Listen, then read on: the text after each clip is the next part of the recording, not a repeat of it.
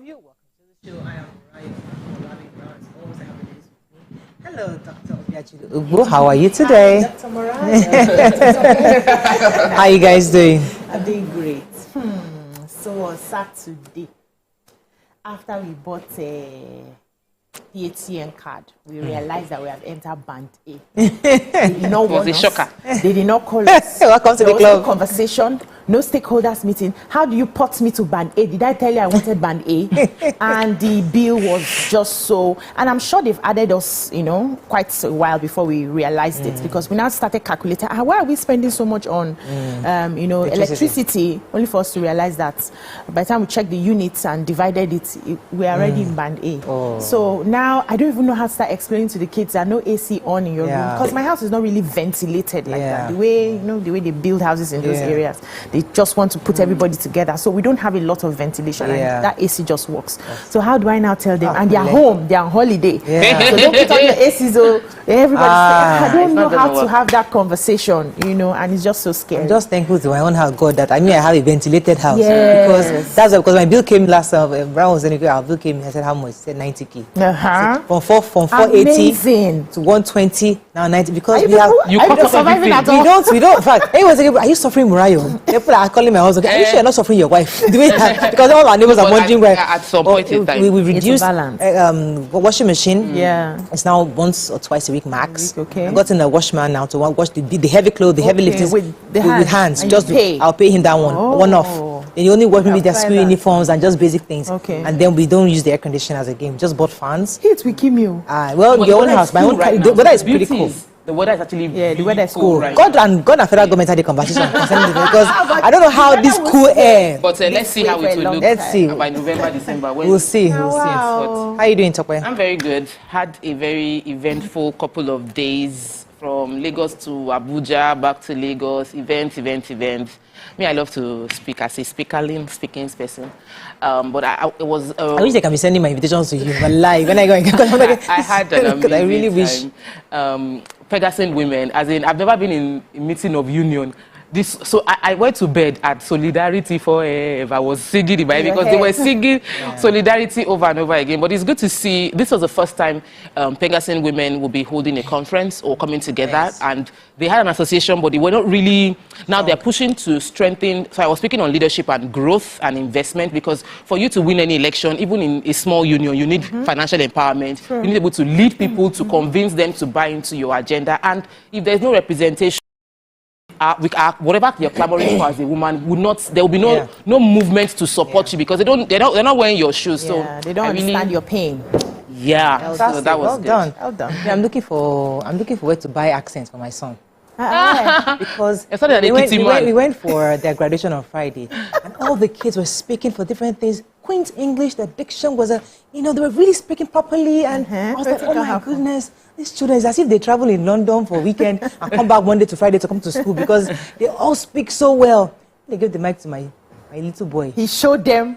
The giant fell down and died. That he was in Nigeria. Yeah, my husband said, what is going on? It was a total 350. I'm like, Mr. Gabriel, we have to stop. We have to go and buy you.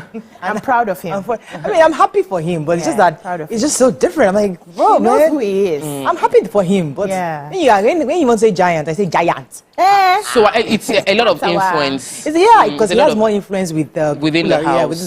So he's giant. Don't stress my son. And I was like, but they have diction from primary, so they eventually would get once he gets to primary now, they start teaching him diction, because I'm going around saying giant. The Indians speak with their accent, and we don't bury them. We don't kill them. I'm just saying that, man. Especially because Mariah can do. I can flip. She can flip. I can switch. You school there. My son cannot switch. Purely not even Lagos English. His grandma's baby. Please leave him. Let's go on a short break. When we come back, we'll look at the front pages of the paper. Stay with us. We'll be right back.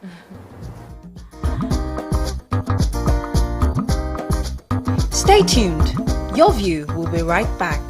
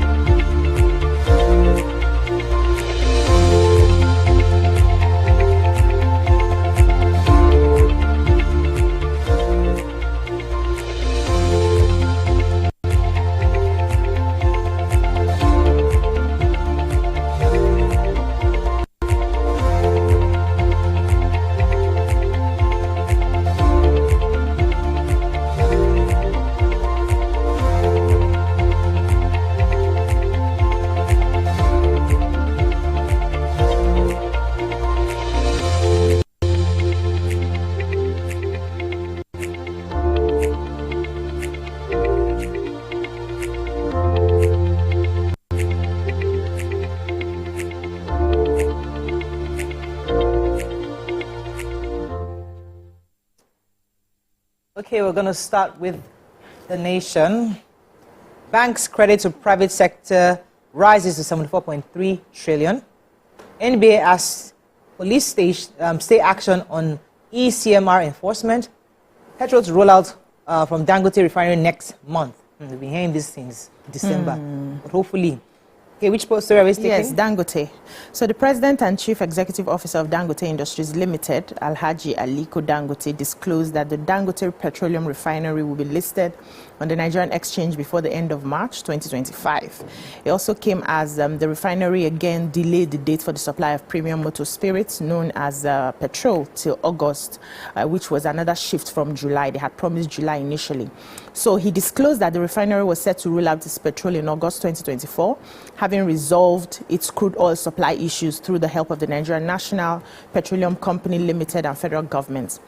And he said when he took the senior, he said this while he took the senior journalist on a tour of the refinery and the Dangote fertilizer plant in Ibeju Lekki. That was yesterday. So he says, and I quote, "We plan to list the refinery and petrochemical before the end of the first quarter of next year." And he went ahead to also say that he has that the international oil companies also have been able to resolve their crude oil supply for last week. He says the issue of crude has been settled last week, but we hope that the IOCs will respect it. Now, before jumping back into the IOCs, he mentioned that the federal government owned just 7.2% in Dangote Refinery against the 20% that was publicized, and they failed to pay for the balance of the 20% stake. So we just have to put it out there that it's 7.2% that they own with Dangote Refinery. Then back to the IOCs, it says that IOCs are deliberately and willfully frustrating the refinery's effort to buy local crude by hiking the costs. And the last time they bought it over the market price by $6, thereby forcing them to import crude from countries as far as the US with the high cost. And he has a feeling that these IOCs have an intent on keeping Nigeria as exporters while we are not able to produce our own crude here. And that's why they are doing everything to frustrate him from buying crude here. You see that we are the problems that we have ourselves. I'm sure there are stakeholders there who are manning the business, who are making tons of money from us being exporters instead of refining our own crude. And now somebody has started up business. You can't even support him with your own natural resources. He has to go and buy all the way from US. By the time the price is high now, we say Dangote is cheating somebody down. He's a businessman. He has to make his profits. Okay, let me take this story from the banks. So the banks are increasing lending to private sector with an average of monthly of 1.6 trillion. It says that it has increased from 71 back in March. Now it's 74.3 trillion naira lending to the private sector. What this means, according to analysts, say that this is a measure of confidence in Nigerians. Nigerian banks, as foreign investors gradually took a more active stance in the nation's economy. Experts also agree that an increased private sector lending implies a major boost for the economy, as there's a link between credit to private sector and economic growth. So we're hoping that, but I don't know how much the interest rates will be, even if you are lending. So that's another conversation. But I'm happy that more banks are becoming the backbone of many of the SMEs that we have right now. So I want to take the story from the perspective of NBA. The Nigerian Bar Association, as yesterday, urged the police. So the Nigerian Police Force has released an information that they are going to be implementing the Central Motor Registry Information System certificate, which will cost Nigerians 5,175 naira per vehicle, and that the deadline for registration has to be July 29. So the NBA, speaking on behalf of Nigerians, this one we're grateful for. The president of the NBA, Yakubu Meikel, said that he feels this is an hardship on Nigerians who are having to pay several taxes.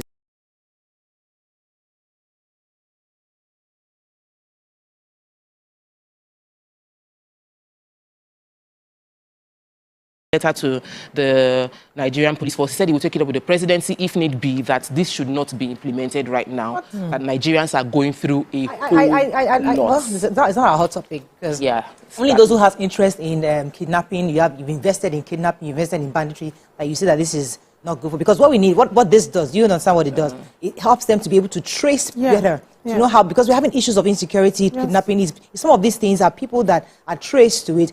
The police are unable to track people, track people, stolen vehicles. Well, now that's a different conversation. So that's a conversation we need to have, a robust conversation to know what's been done in the past, where we are right now, why there was need for this, but what she tell us was necessary. The Punch. Free.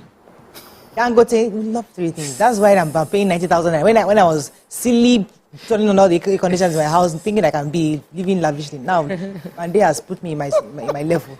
So we all need to just read. Sorry, moving on. The Punch. Dangote lists refinery shares March, supplies petrol August. Tinubu world leaders condemn assassination attempt on Trump. CBN drops Bureau de Change operators in $123 million sale. And any story inside, anybody? Yes, sure. I have a story inside. So, some unidentified assailants allegedly killed a maize farmer named Oga Fidelis in his farm in Odomo CB area of Ijebu-Igbo on Saturday. They said the incident occurred just 2 weeks after a rice farmer named Taiwo Paul was reportedly murdered by suspected headers in the Kata area of Owekoro local government.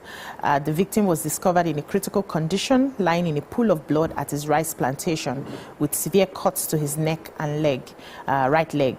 His brother, that's his twin brother, Kehinde, found him groaning in pain before he eventually succumbed to the injuries. So, however, the State Police Command, through its spokesperson, Omolola Odutola, was the one who informed the correspondents that the 2 incidents were unrelated and that the perpetrators behind the Saturday's incidents were yet to be found.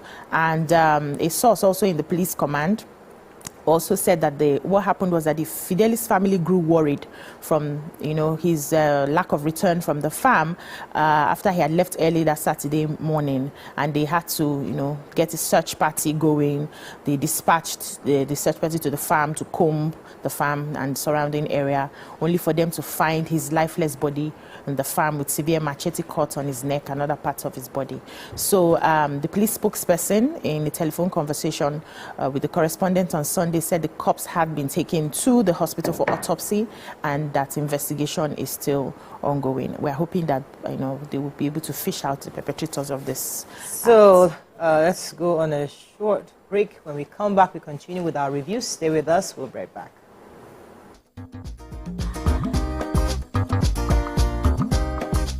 Stay tuned. Your View will be right back.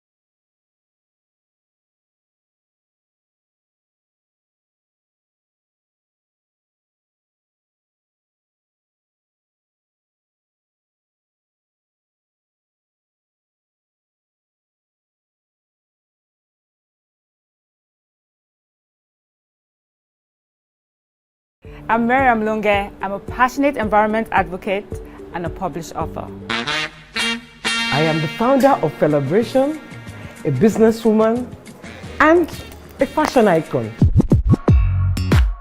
I am a wealth coach and a real estate developer. I am Amako Arakwe. I'm a corporate commercial lawyer and an entrepreneur.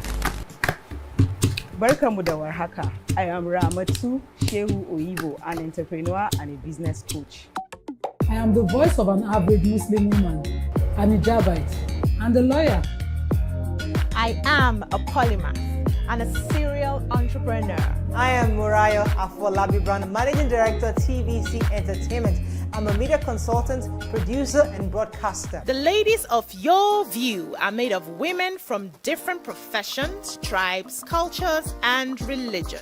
Join us every Monday to Friday as we share our views on topical and social issues.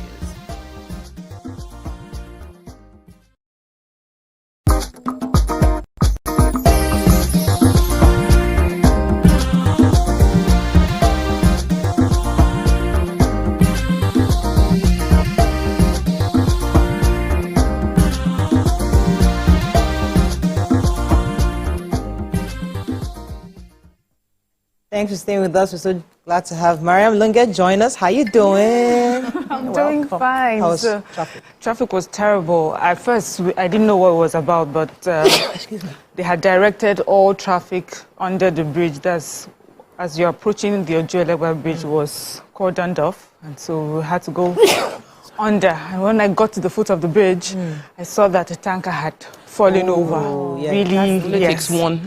And so, one accident. Yeah, that's why it took us this long. One thing happened. Thank you. It just gets really. Okay, let me take a story in the Punch. So, President Bola Ahmed Tinubu has joined other world leaders to condemn the shooting in Pennsylvania. That was at the rally by Donald Trump. He was the candidate of he's the candidate of the Republican Party in the United States, and he was shot at during his rally at Pennsylvania. FBI has said that the culprit, Thomas Matthew Crooks, 20, of Bethel Park, Pennsylvania, is a subject involved in the assassination attempt of former President Donald Trump on July 13th. And many presidents reacting to the attack on Donald Trump is distasteful and goes beyond the pale of democratic norms. Violence has no place in democracy. I extend my sympathies to the former president and wish him relief. I also condole with the family of the deceased and those wounded and wish them quick recovery. So 2 were critically injured and 1 died. Nigeria stands in solidarity with the United States at this time and hope that this would never happen again. So I'm taking this story about the children from the school, Simpsons. This school is called the Girls Academy, located on Simpson Street, Lagos Island. And I'm taking it because there are many schools, public schools, suffering from the challenge that this particular Girls Academy school located in Lagos Island is suffering from. So the president of the Alumni Association of this Girls Academy on Simpson Street, Lagos Island, has come out. They did a tour of the school, said that the flooding has caused major damage within the school, even though they've always been susceptible to having flooding within the school. This time it is really worse, and there's a particular pole that is hanging, an electric pole hanging in a dangerous way that needs to be removed. They are asking the government that this pole can be a death trap and it is better avoided, because if it rains again, it can bring about a case where the pole would fall and it is falling on the school. I'm happy the association, the alumni association of the school is speaking up. We need to have more people speaking up like that, because there are many small issues like this that probably the government will not see. The good part, Tokwe, is that now that local government is getting money directly from FAC, we can hold them accountable. We can hold them because it's their job now, because they should be going around to the schools because it's not government, it's not state government. It's not someone that will be going around knowing that the pole fell down in somebody's school, because the local government matters. So local government chairman, now you must know. Please, local government, the road in K2 area too is very, very. With this money that they are collecting, before they even get the money, already dragging them. We are just wait. We will start getting their names where we are going to come for you. Mr. Lagbaja, there's a poll in Rabbinical Grammar School. Go and pick it up. Okay, Vanguard, very quickly. Consumer spending down as Nigerians remain gloomy on economy. Some more agreement. Ombudsman begins probe of federal government's complaint against Daily Trust. NBA gives IG 7 days to stop the ECMR certificate issuance. UK court dismisses PNID appeal, opposes €43 million award in favor of Nigeria. Okay, which story are we? So the consumer spending. Let me take the story on consumer spending. The Financial Vanguard is released a finding that shows how consumer spending has been dropping month on month. It said by 5.7% in June. That means people are spending less money. Spent less money by 5% in June than they did the month before, and it's always been like that. 5.7% in June. It was also there was a drop also in the month before then, and this is based on the cost of living that has consistently risen over the past few months. They said as much as they spoke about the electricity, they spoke about buying power. Bismarck Rwani also gave his own. Reflecting on the cost, saying that it is when we're able to reduce the tariffs, the costs, then we can see increase in the consumer spending, even from e-transaction payments. There are many small costs that are combined together. You also mentioned the cost of a healthy diet, because when we cut down on our expenses, we're eating poor food, and there is the side effect of that also bringing in health crises.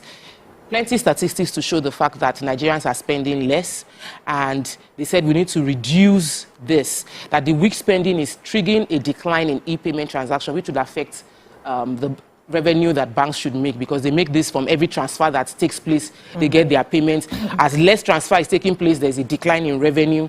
The companies too are reducing their output in terms of manufacturing, and consumers are obviously spending less because their buying power has reduced because of the cost of living within the country. So last week, 2 journalists were, kidnapped and taken to the terrorist den. Alabelewe and Abdurrahim Audu of Blueprint newspaper, alongside with their families. They were finally released back to their homes. And according to Alabelewe, he says that he never thought that he would be able to breathe the air of freedom within just a week. So he made a statement to the Minister of Information and National Orientation, thanking the National Security Advisor, NSA, Nuhu Ribadu, and his team for their swift intervention. He said, and I quote, "The rescue mission which brought us out of the bush yesterday gave us hope in the country and gave us confidence to believe that the government is serious about tackling the problem of kidnapping. I never thought that within a week our kidnapped would get out. We are grateful and that the government swung into action and ensured that we're released." And earlier, the Minister of Information and National Orientation had welcomed them when they were released, welcomed them to their home, and he says that he was happy that they were finally released and commended the security agencies for the speedy recovery. So the journalists went ahead to thank all of them. I also say that we need to just be a little more patient with this present administration, that they can see from their work that they are serious at least about the cases of insecurity. Okay. Let me take the story of, so the federal government has reported daily trust to the Ombudsman. If you recall, we have the Ombudsman made up of the National Media Complaints Commission, NAMCC. So they had reported daily trust concerning the Samoa Agreement. If you recall also, Daily Trust came up with the publication, reported that the agreement signed by the federal government had contained clauses that compelled underdeveloped and developing nations to support agitations by the lesbian, gay, bisexual, and transgender community for the as a condition to benefit from the $150 million. So the federal government came out and said, denied that allegation, said that there was nothing like that, that the clause was expunged before it was signed. So they have now reported daily trust to the Ombudsman and asked them to do a thorough investigation because their alleged report has caused individuals and government officials to subject them to hate speech, threats, intimidation, and cyberbullying across social media. So they need to investigate them and provide the right punitive measures, direct newspaper management to issue an unequivocal apology to them for the reckless misinformation or dissemination of false information. So we'll see how that goes as the investigation progresses. Another story in Vanguard? Okay. Yes, Vanguard. A court of appeal in the UK has dismissed the appeal of Process and Industrial Development, that's P&ID, as we all know them. So there was a previous judgment halting the enforcement of the 11 billion award against Nigeria. The court had permitted P&ID to appeal the judgment but has dismissed it.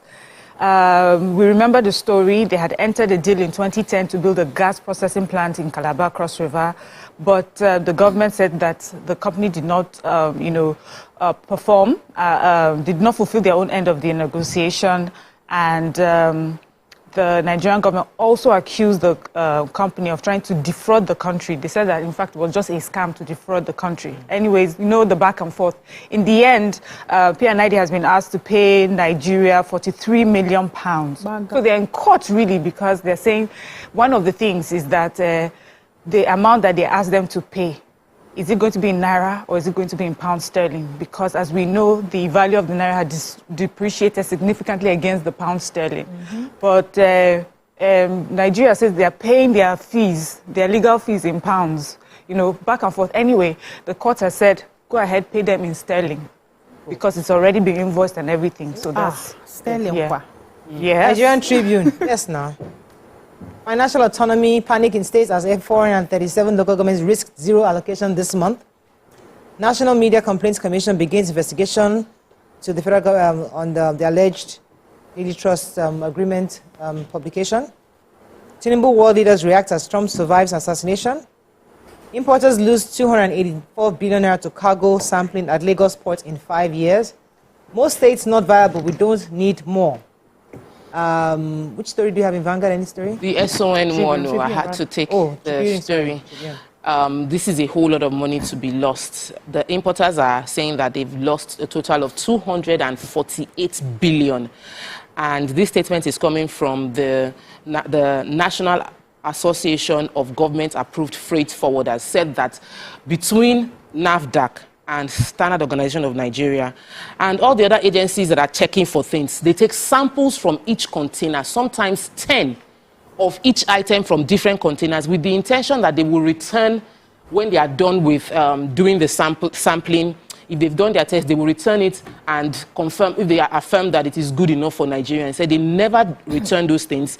That what the importers always complain about what they have lost, and the volume of what they have lost over the past 5 years is worth 248 billion. That is SON and NAFDAC saying that when they've taken samples and they've used them for the test, what happens to the remaining products? Because it is cattle that are taken, that they are convinced that there is a connivance between agencies to rip off importers, and the items being taken are consumed. That if not, why would they not return those items to the companies that they took it from after taking the particular, the bottles or whatever they are using for samples? I totally want to agree, because it's a whole lot of money if they have proof to back it up.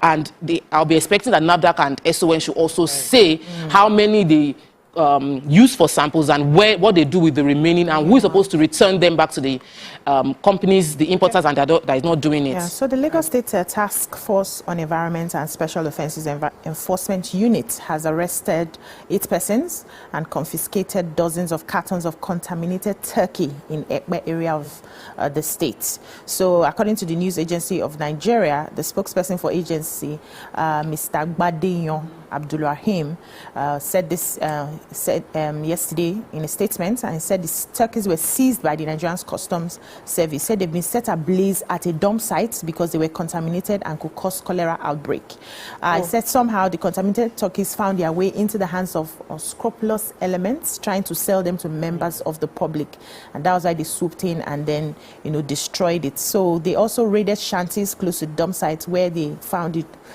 turkeys, and they had destroyed all of them there. And also arrested the suspect with some of the turkeys. And the advice is we need to be very careful what we buy. We have people who are hell-bent on making money, however they... Anyhow, they find it, and then... Our final paper, very quickly, the point: we are dying. Nigerians in Libya cry out over rising torture, xenophobia, and abuse. 93-year-old woman raped by strange young man dies weeks after trauma. I have a major headline. So many Nigerians and other African migrants in Libya are currently caught in a web of widespread, they call it widespread and systematic human rights violations, torture, exploitation, discrimination, detention, abuses against them. There are reports especially of sexual abuse against Nigerian ladies by Libyan citizens. The Libyans are complaining that these people, that's Nigerians and other Africans, are in their land trying to take over, whatever resources it is that they have. Many of the Nigerians say that they actually caught in Libya. The plan was for them to, move to Europe. Anyway, there's just huge human rights violation against our people in Libya. They said the human rights, UN Human Rights to Volker had reported this as well on his X, and he had condemned it.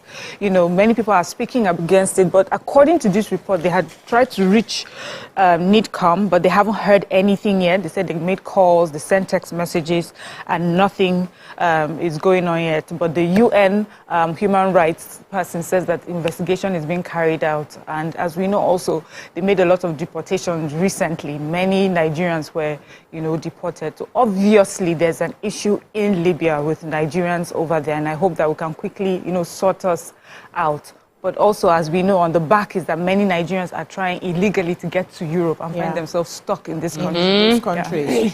Okay, that's all we can take on Front Page Review. When we come back, on to our hot topic of today. Stay with us. We'll be right back.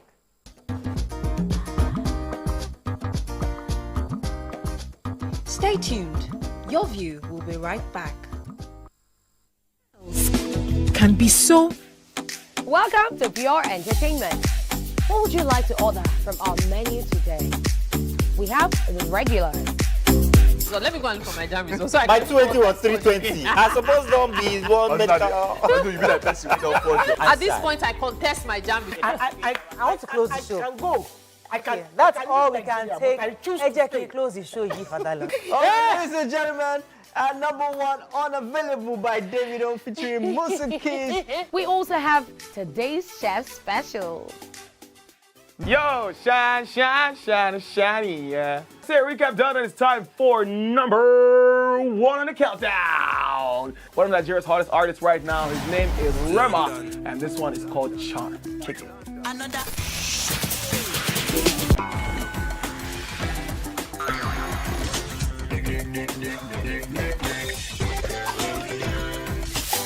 For dessert and a bit of nightcap, we have the nighttime and online specials.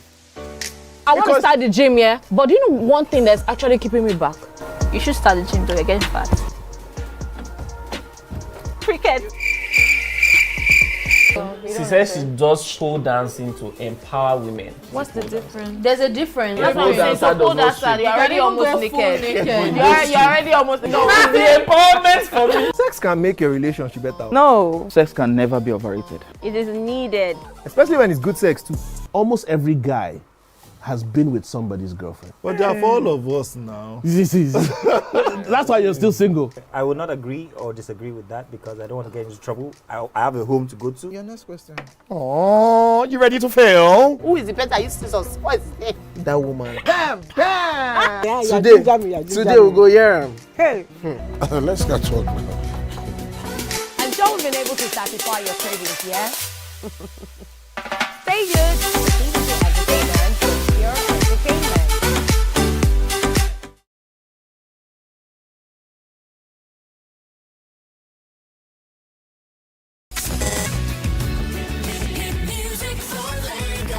As the morning light filters in, the Max Breakfast kickstarts your day from the bedside. We bring you the morning vibe and plenty of ginger to start your day right. Join us on the Max Breakfast as we help you seize your day one step at a time. On Max Hits, we've got the ultimate playlist for you. We give you back-to-back. And all the biggest news from the world of entertainment, only on Max Hits. Area! What did they happen? What did they say?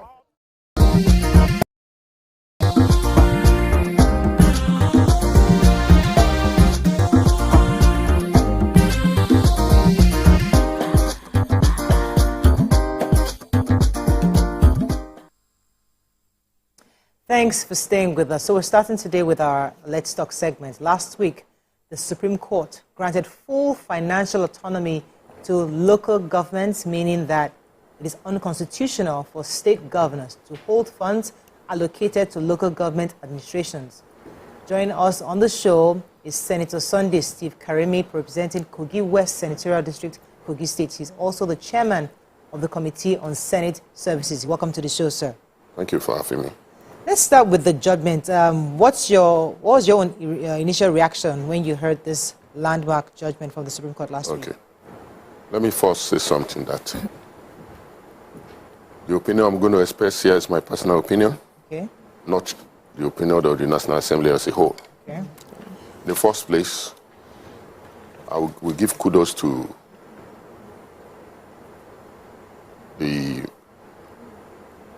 Minister of Justice and the Attorney General of the Federation, representing the government of Asiwaju Bola Ahmed Tinubu, for for bringing this case to the Supreme Court.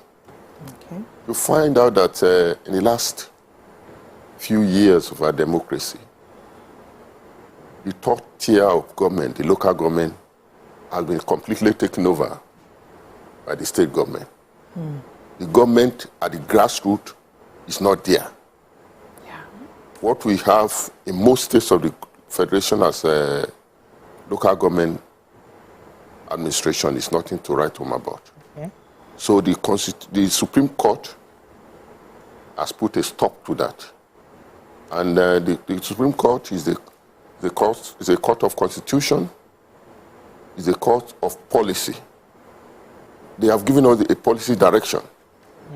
And we all have to abide by that direction. Power has been restored back to the people. And we thank President Tinubu for this action. So, okay, what do you think this means now for regular Nigerians listening? What would it mean Or what would we see differently going forward? What would be the ideal given this case?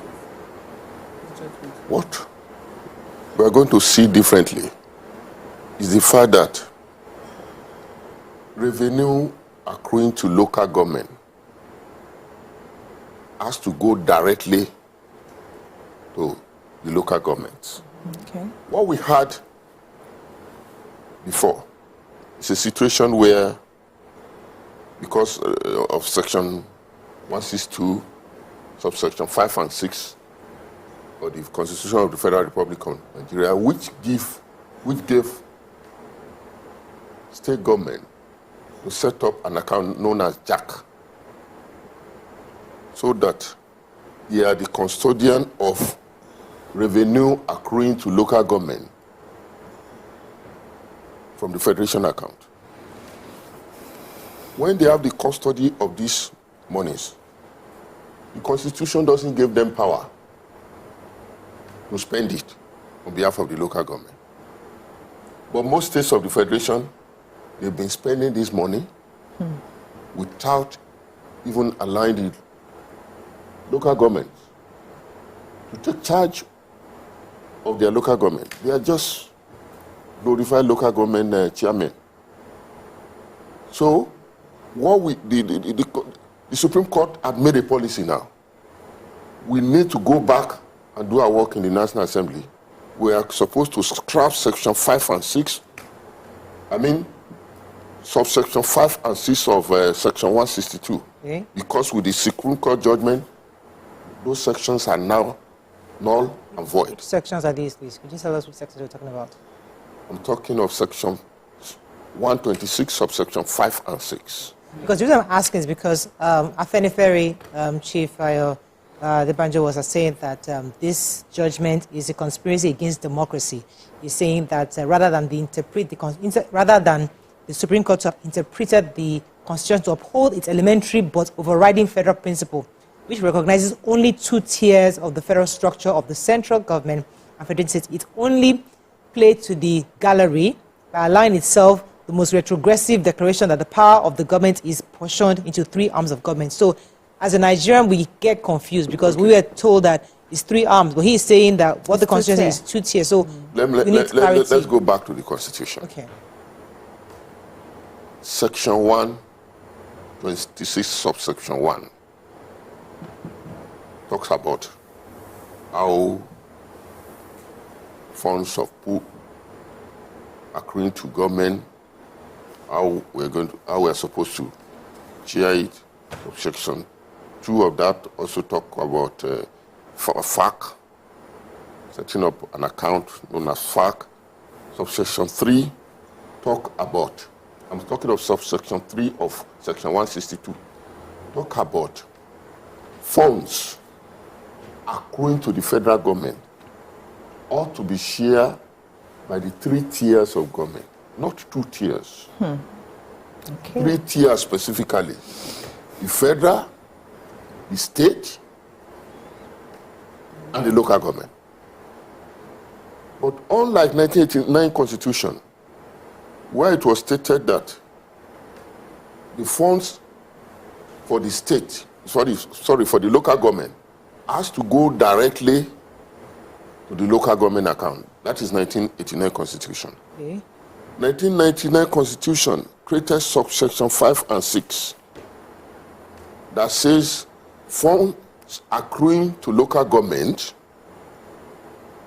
will go to an account called JAC in the state, from where it will be disbursed to the local government accounts. Okay. So because of this lacuna, the state government, most states of the federation, when this money get to JAC, hold on to it. Yeah. They hold on They don't to release it, yes. And spend it the way they feel like. Yeah. So thereby taking over the power of the local government. Yes. So what this government has done and what Supreme Court has done, they have the power to do that. Okay. The Supreme Court is the policy making court. Okay. When there is a lacuna in the law, The Supreme Court is there to correct it. Yeah. And what they have done is to correct it in favor of the people. Yes. What they have done is to correct it in the favor of the masses of this country. Yes. Power at the grassroots is totally eroded. Local government administration is not there. Okay, let me ask you a question, sir. I agree, absolutely agree with your opinion, and that was also my view when the news broke. Because I know that in school we were taught that we run a federal system of government, and it's 3 tiers of government that we have, which is the federal, the state, and the local government. Only for me to be hearing that it's 2-tier now, I was now confused. They were lying to us while we were in school at the time. But now I know that this came because there was a problem on ground, which was that the states took over the money supposed to be allocated to the local governments and did not give them an opportunity to connect to the people by doing the things they needed to do for the people. And this is now reversing it back. But I want to ask you a question directly. How do you think the people can now hold the local government accountable? That's the crux of this whole thing. How do we ensure that they also do not take the money like the states have done and use it for things not for the benefits of the common man? Okay, do we have the power to do that? Thank you. First of all, power belongs to the people. Now, so they tell us. What we need to do, we will still do. How elections are held in the local government. Okay. That is what we need to attend to. Yep. Okay. The 3rd schedule of the Constitution, there's a section there that gives power to the set-up state independent electoral commission. We have to amend that section by all means so that INEC we conduct free, fair, and qualitative election in the local government. Okay. Not that they will just pick some people. Did you see what is happening in our states? Yeah. I'm talking of the states of the federation as a whole. Yeah. If APC is ruling in Lagos State, APC must win all the local government election in Lagos. PDP is ruling in Delta, they will win it 100%. They don't do any election, they just write result. I can tell you here. In that election, let's have real election so that APC can win some local government, PDP win some, and we are going to have people that are democratically elected in the local government. If you vote for me today and I didn't perform well, tomorrow you throw me out. That is how it is done all over the world. But here, the kind of election we are running in that we are calling the election in the local government, in the state, it's just an unpick somebody and tell them to write the short and that's all. So, if at all we are going to have to be able to ask questions and hold our people accountable, let's have credible election. We'll come to that in a second because I know that there's a conversation on ensuring that it's INEC that handles these elections compared to what we have right now. But let me go on a short break. When we come back, we'll take this further. Stay with us. We'll be right back.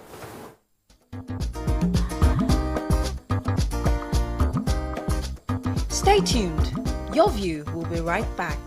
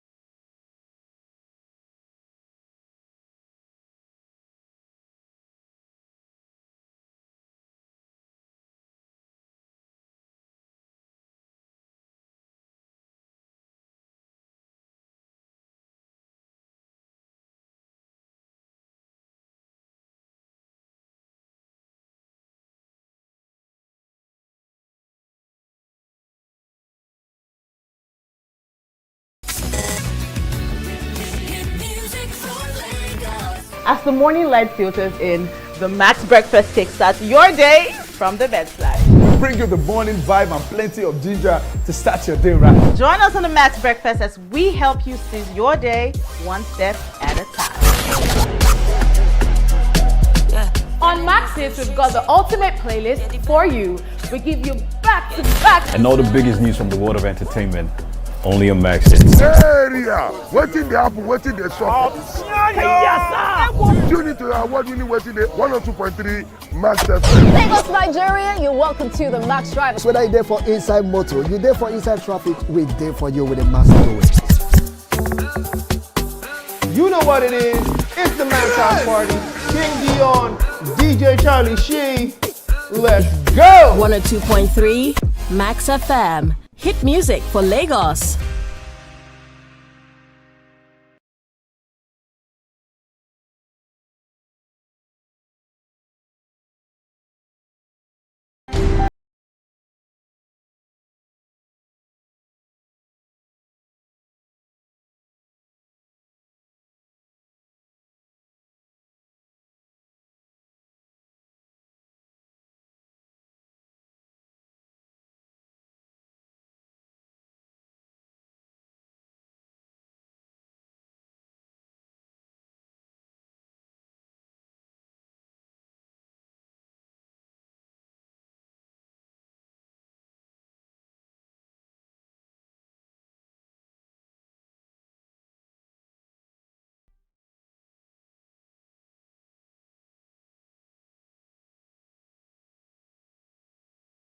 I'm Miriam Lunge. I'm a passionate environment advocate and a published author. I am the founder of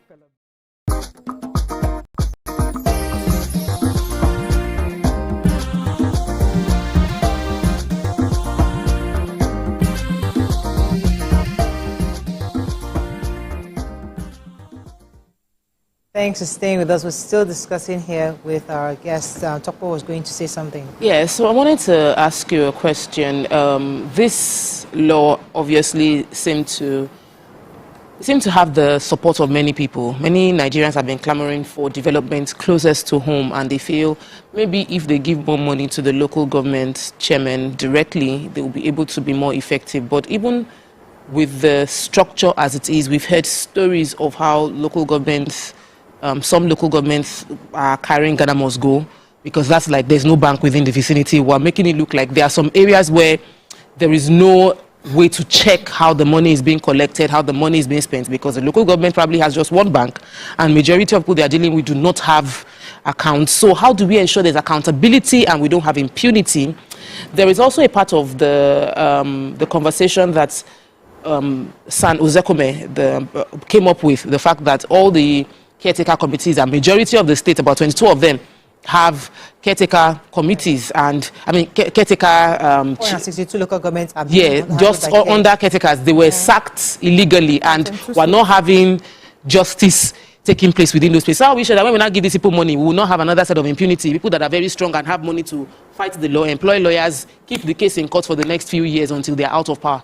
Okay. I'm not giving this one. In the first place, talking about caretaker committee. Caretaker committee is illegal. Caretaker committee is against the Constitution, because the Constitution recognizes the fact that people that will govern local government has to be duly elected. So those states that are appointed caretaker, they are at variance with our Constitution. And with the judgment of the Supreme Court, they have no option than to retrace their step and hold credible elections. When you are talking of some local government not having banks, and it's not true. There is no local government that you go in Nigeria that you don't have banks. Even now, how do they pay the local government workers? They pay them through the banks. And when you are talking about corruption, let me say something. Having funds available to local government in the hand of 36 state governors, or having it in the hands of 774 people. Either you like it or not, it also reduces corruption. Yeah. Because these 774 people will connect with the people.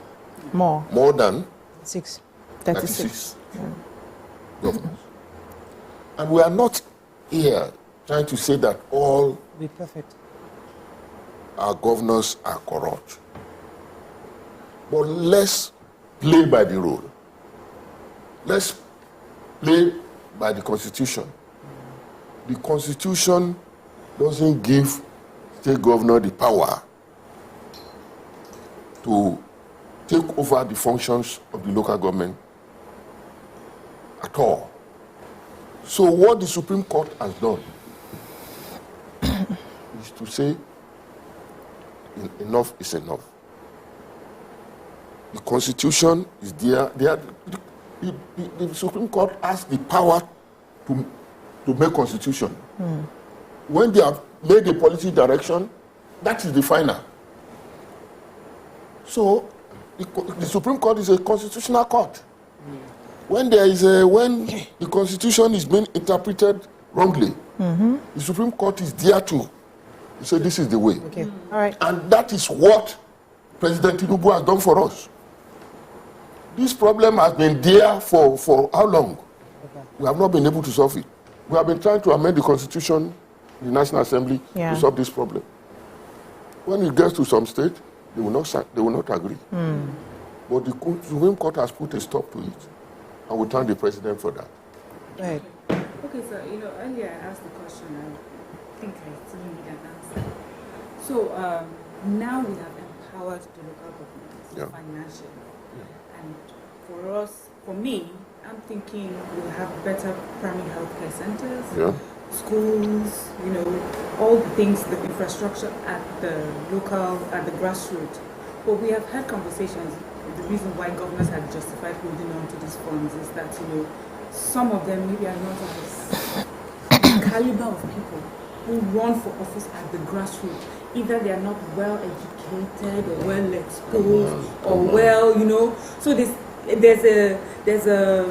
something lacking that they are unable to meet, grassroots demands. So what do you say about that? Come on. The Constitution of the Federal Republic of Nigeria set up the qualification requirement for election. Okay. I want to tell you here, the qualification requirement for president, for governors, for national and state assembly members, and local government chairman, they are the same. So it is now left for you, the people. If a party present a candidate for you, that the local government people feel will not be able to manage the account of their local government well, that will not be able to run the government well, they have the power to reject such people. Let's leave the people to decide. A situation where those that are running local government are unpaid. That is where you have this problem. You say the governors are saying that they are holding the money because they can do it better. Because they can do it better. Who gave them the power? Okay. They have no such power.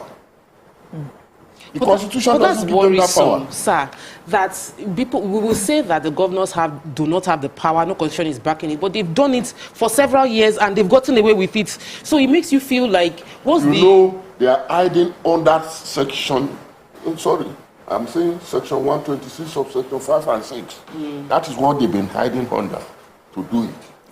Now, the Supreme Court has ruled against that section. It is now our responsibility in the National Assembly that subsection 5 and 6 is now outlawed. Okay, so, the governors, obviously, many governors are totally against this. We're saying Seyi Makinde lead, I don't know the word to use.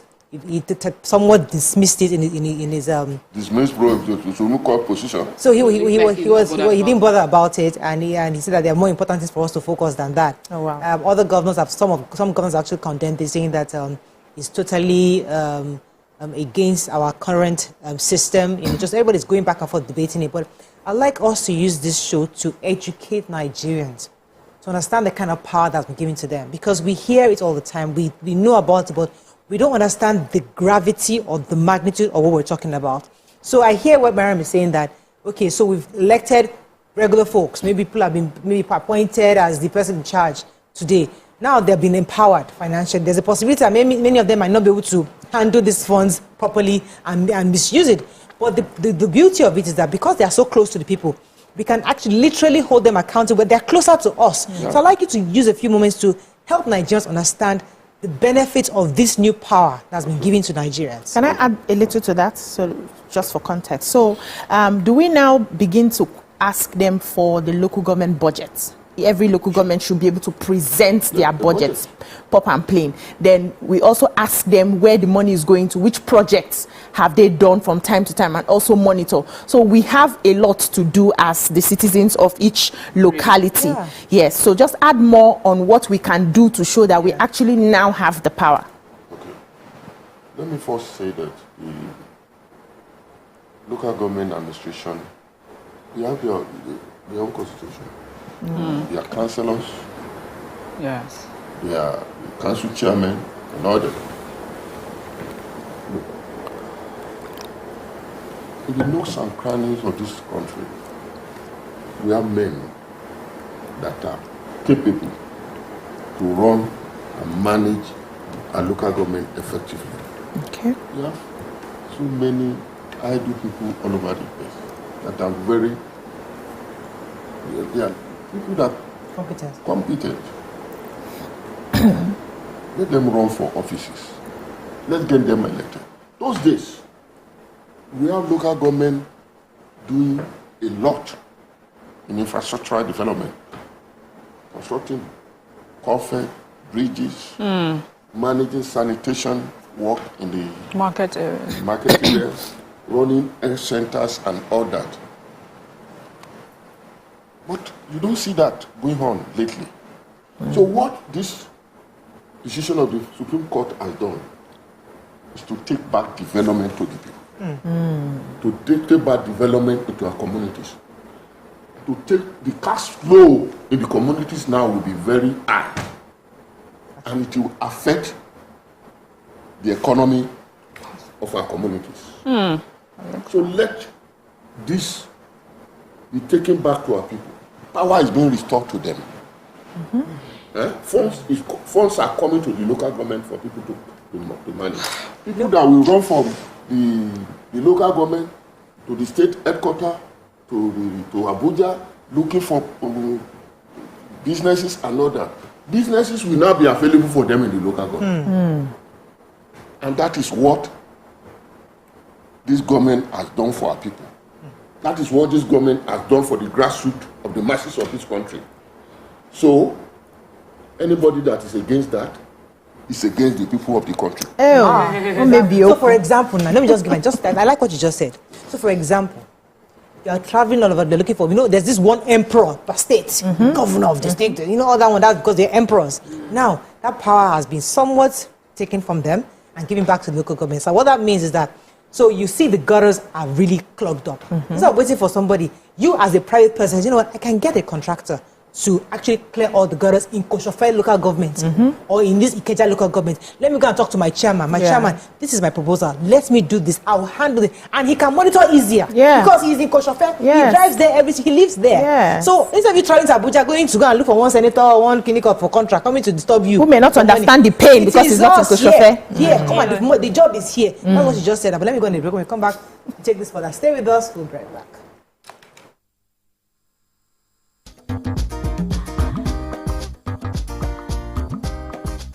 Stay tuned. I'm Mariam Lunge. I'm a passionate environment advocate and a published author. I am the founder of Celebration, a businesswoman, and a fashion icon. I am a wealth coach and a real estate developer. I am Amako Arakwe. I'm a corporate commercial lawyer and an entrepreneur. Barka mu da warhaka. I am Ramatu Shehu Oyibo, an entrepreneur and a business coach. I am the voice of an average Muslim woman, an hijabite, and a lawyer. I am a polymath and a serial entrepreneur. I am Murayo Afolabi Brown, Managing Director, TVC Entertainment. I'm a media consultant, producer, and broadcaster. The ladies of your view are made of women from different professions, tribes, cultures, and religion. Join us every Monday to Friday as we share our views on topical and social issues.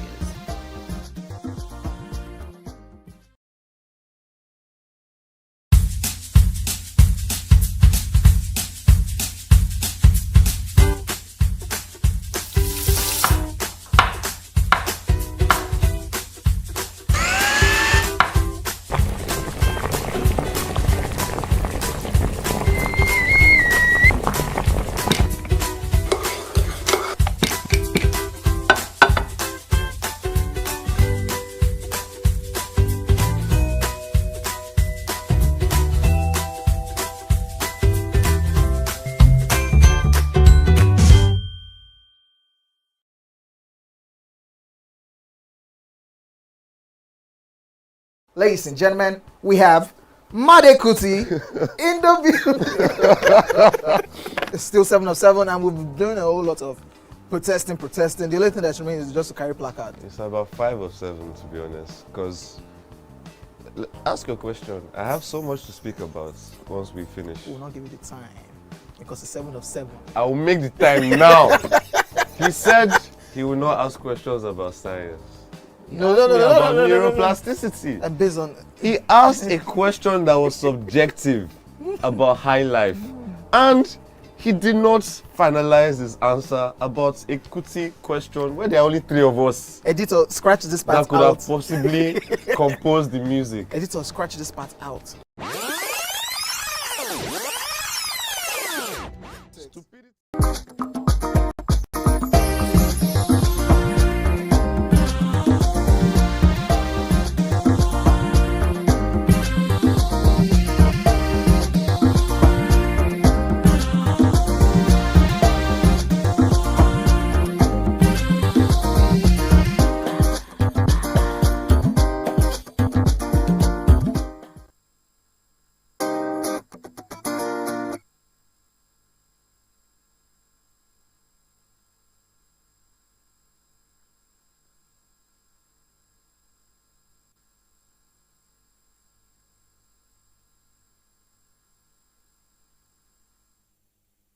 Thanks for staying with us. We still have Senator Sunday Karimu here with us. So, talking about the impact of the governors, this declaration by the Supreme Court, the effect it will have on our governors, who their power, their influence might reduce as a result of this.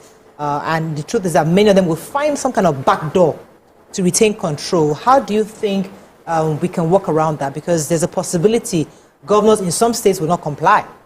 There's a possibility. There's some states, yes, but some states, there's a possibility that these governors will not comply.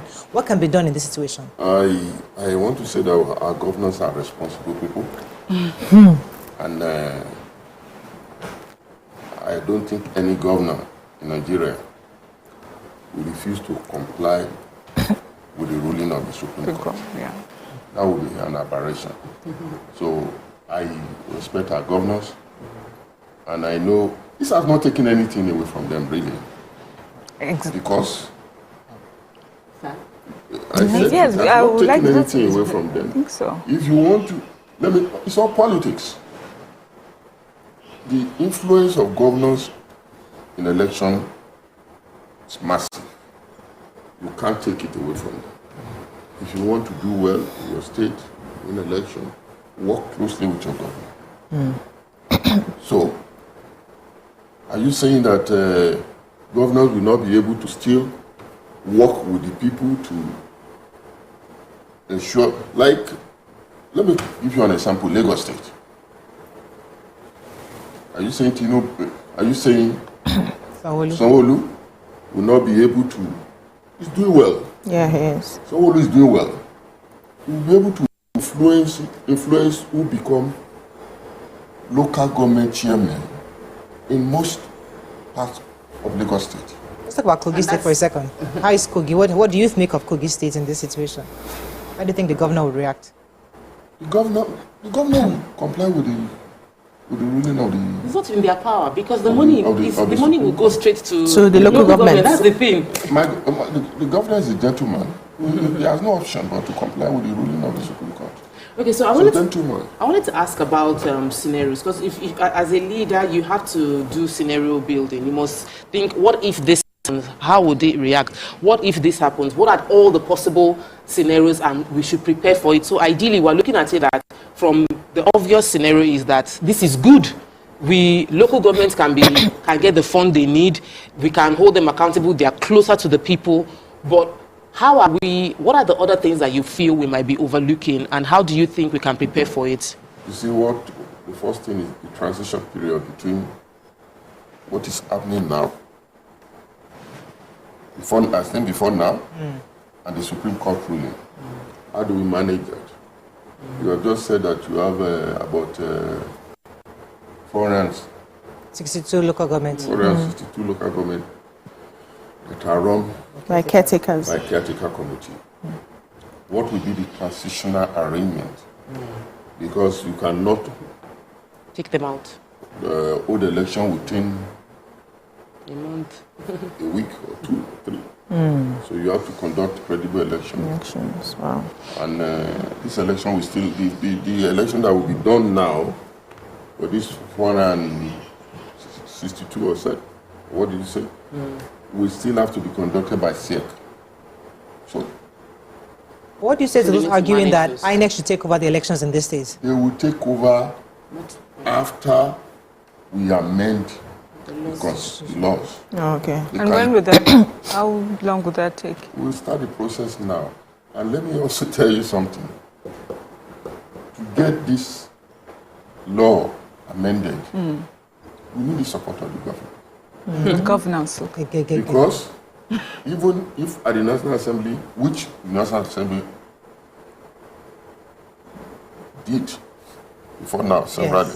Yes, they didn't sign up. But we need 2/3 of the governors. Hope they will not wait for them at Alien Junction. That's interesting, because for most of us we think it's just automatic. But now there's a process that you need 2/3 support from the states. To sign the law. Yes, it doesn't affect the money. They will get the money. No, amend it as law. That one doesn't affect. It doesn't affect the law. The money. God judgment has taken care of funds going to. But for the constitution to be amended, yes, so that INEC can handle their elections. Yes, this is for INEC. It's for INEC. Yes, this is to have. There are two different things. The money will still go as of today. Yes. The law is that the law that they expunged the section 5 and 6 as they expunged. So the money will go directly to the government. Minus the 430 something local government. So those ones, their money, they will keep it for them till they sort themselves out. The election. So it is how to. Well, let's even talk about that money that will be kept aside. This caretaker committee. Okay. Gani from Undo, thanks for calling. You're live. They can't touch money. Gani, you're live. Hello, good morning. Good morning. You're live. Go ahead, please. My name is Gani Dauda. I'm from Undo. Yes, you're live. Go ahead, sir. I appreciate your photo this morning, particularly that concerns the local government administration. I want to thank my brother, Honorable Karimu, who is your guest this morning.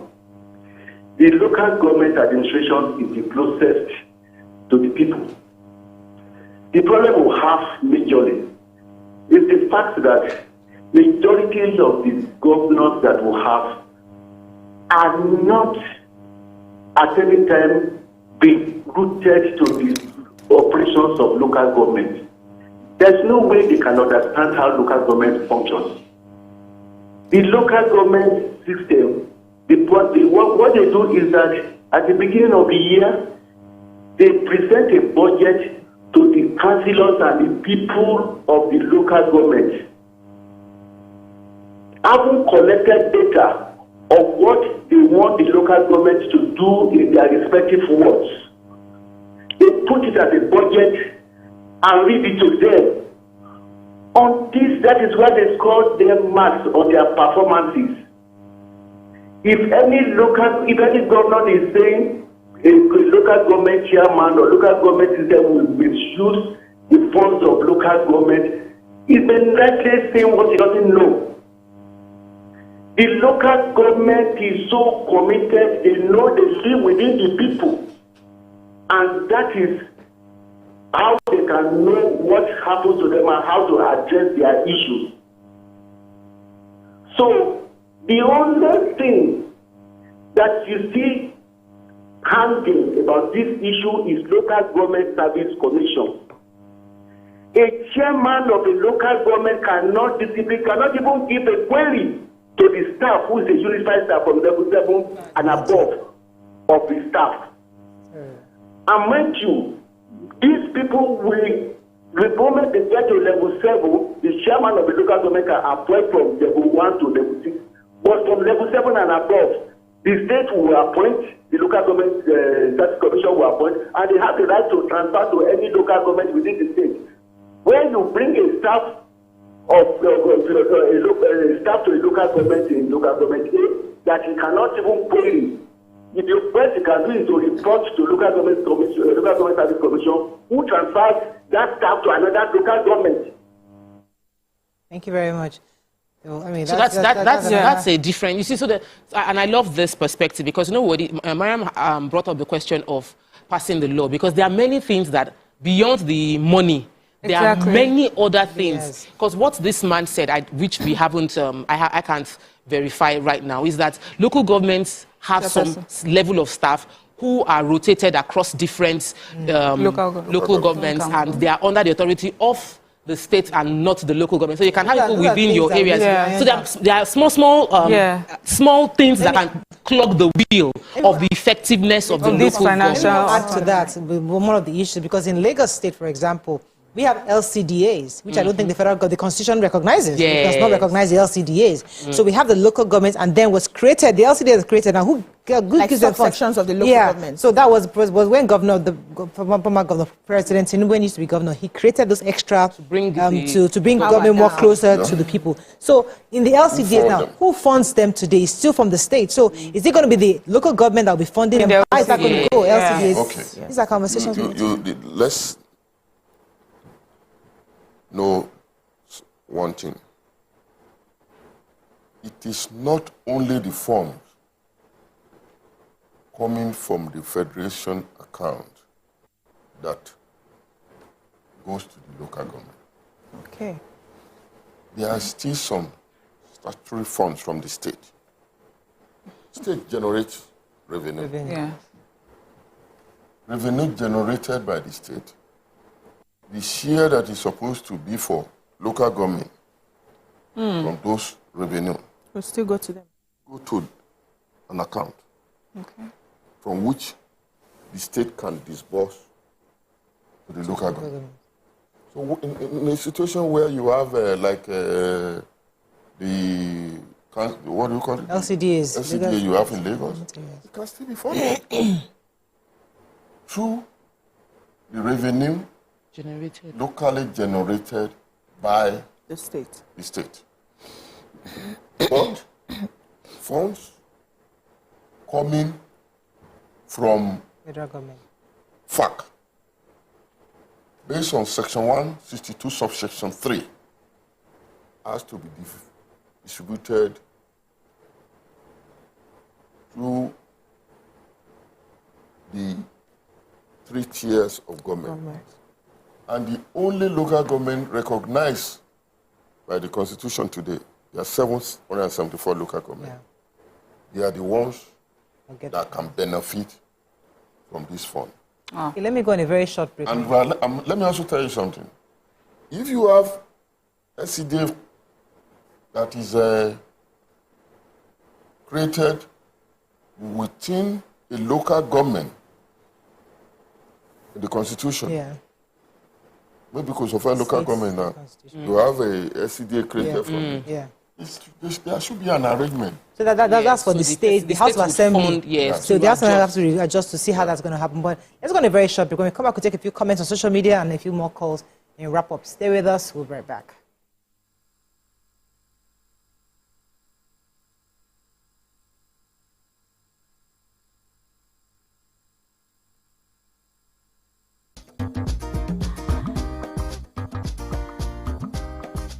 Stay tuned. Your View will be right back. Mama, Nami. Hello, Tore, my Peking. Where you there? The story at the right of what human trafficking. Hello, Tore. Where are you now? I'm in Niger, sir. I know exactly who is behind this. A journalist. You don't fall reach bottom of food chain. You guys are just now.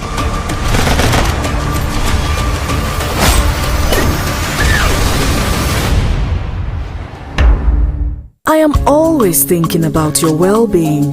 One sachet of Cerelac Junior with Iron Plus a day provides 50% of your child's daily iron needs to support proper growth and learning. Cerelac Junior, it's all good, Mom. I have a little cup, sir, in my little chest, sir. Anytime I cough, sir, it makes a happy sound, sir. Why? Daddy's coughing, Gina is coughing, so just run for cover. Unipex cough syrup contains ammonium chloride, diphenhydramine hydrochloride, sodium citrate, and menthol crystals to give you relief from sore throat. Welcome to Pure Entertainment. What would you like to order from our menu today? We have the regular. So let me go and look for my jam results. My 280 was 320. I suppose don't be one medical. At this point, I contest my jam results. I want to close the show. I can go. I can. That's all we can take. Ejeki, close the show. Ladies and gentlemen, #1 unavailable by Davido featuring Musa Keys. We also have today's chef special. Yo, shine, shine, shine, shiny, yeah. Say recap done, and it's time for #1 on the countdown. One of Nigeria's hottest artists right now. His name is Rema, and this one is called Charm. Kick it.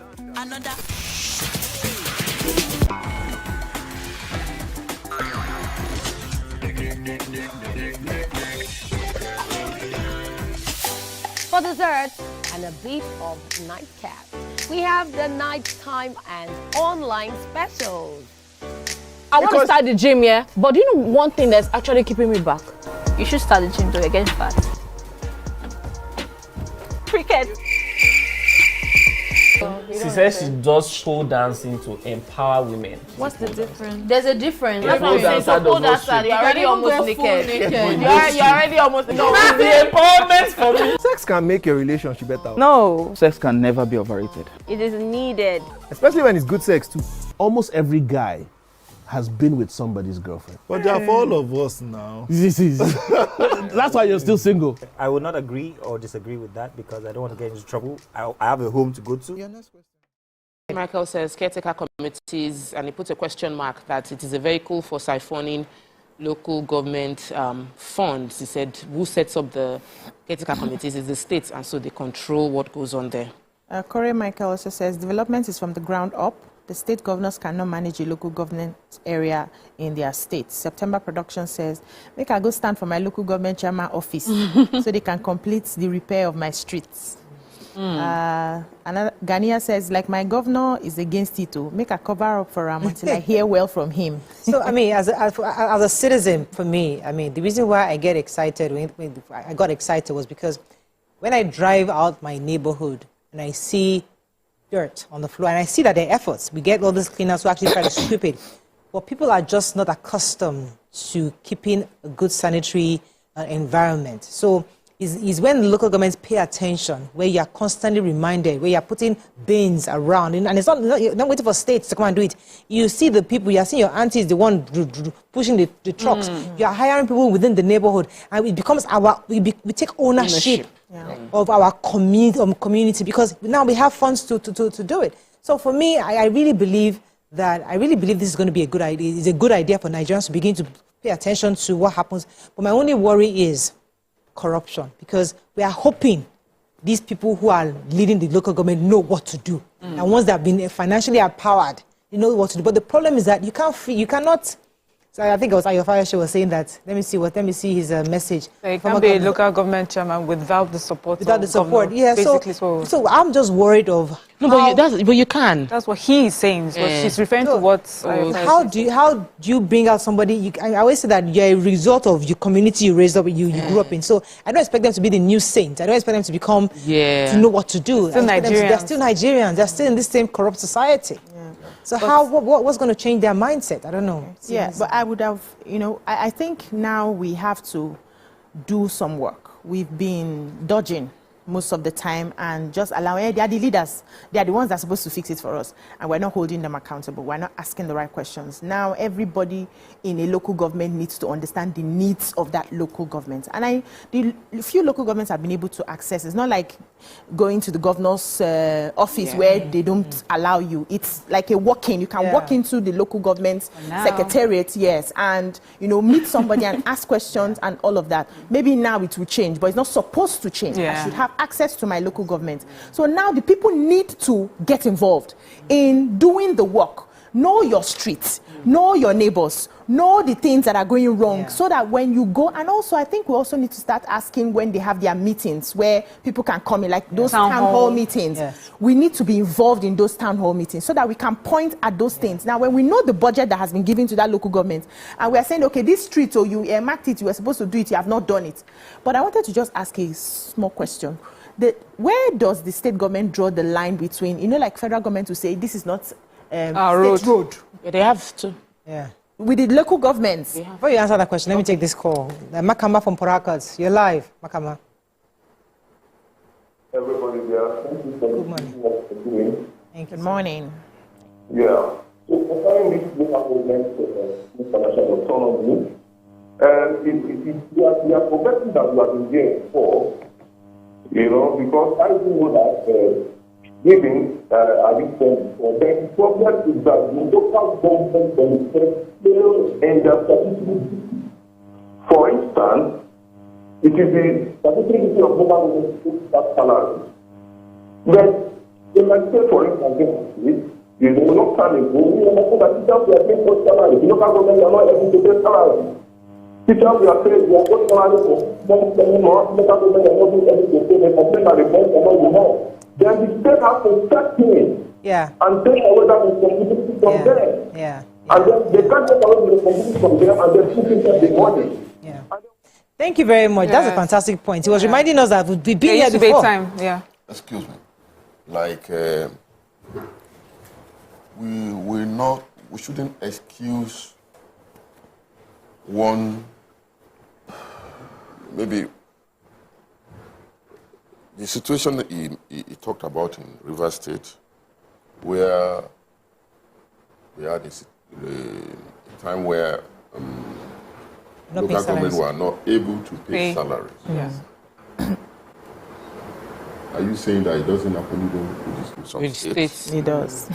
Federal government because take of over. That alone, they will take over the responsibility of local government. No, let me just put what he's saying in proper context.